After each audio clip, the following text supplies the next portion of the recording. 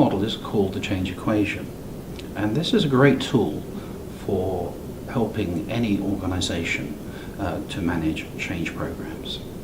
Now, the change equation is expressed in an algebraic formula. So as you can see, D combined with V, combined with Fs, combined with B, taken together, have to be greater than C in order for the change to be successful. So what do those letters mean?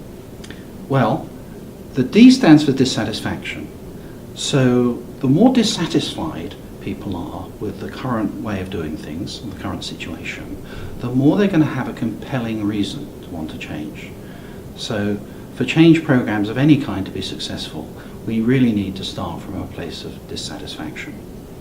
The second element of the change equation is the V, and V stands for vision. So okay, we're unhappy with the way things are, but we need to have a really attractive vision of the future that we can move towards and create. And obviously the stronger that vision, the more effective the change will be.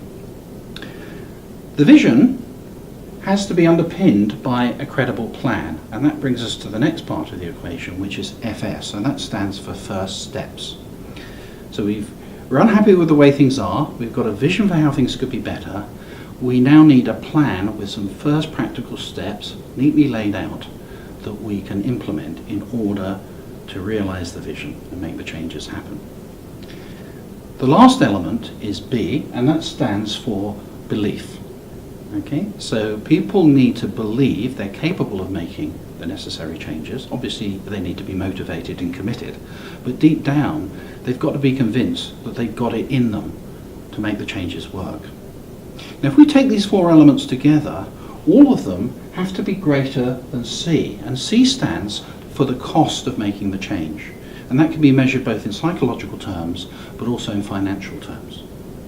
Now this is a brilliant model for supporting individuals who are going through change, or teams, or even organizations, because what it does is it gives you a diagnostic that's very accessible, and when the change process isn't working, we can look at the change equation and ask, where are we falling down here? Why is this change not happening? Is it because we're being too complacent, i.e. we're not sufficiently dissatisfied?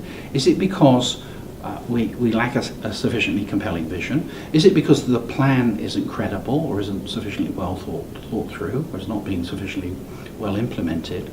Or is it because we lack belief and commitment? And by having that conversation, either with the individual or with the group, you can begin to kickstart the change process and get it working again. So a very practical tool brings with it a whole host of benefits.